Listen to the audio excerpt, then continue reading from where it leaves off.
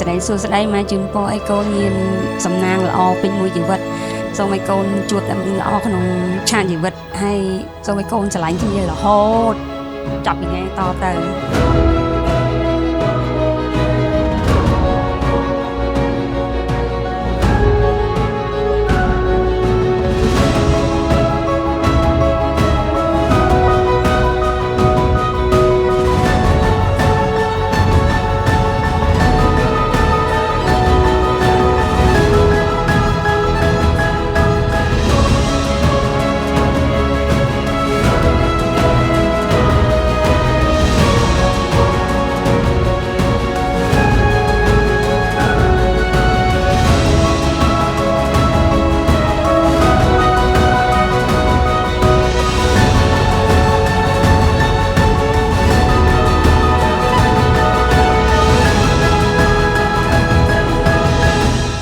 មួយបាទាំង4ជាធបតីលោកបានប្រពចំនៅកិច្ចអវិហវិហមង្គលការជ័យបុត្រានិងបុត្រីរបស់លោក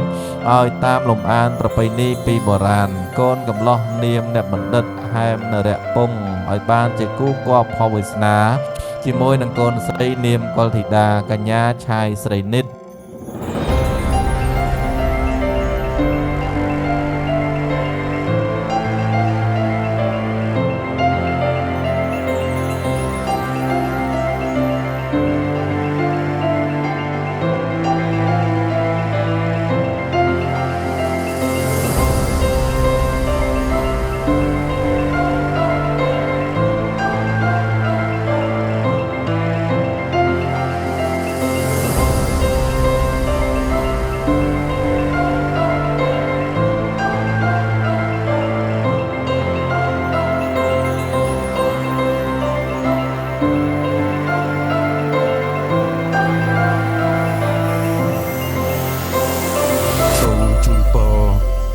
កូនទាំងពីរមានជោគមានជ័យសិរីសុខស្ដី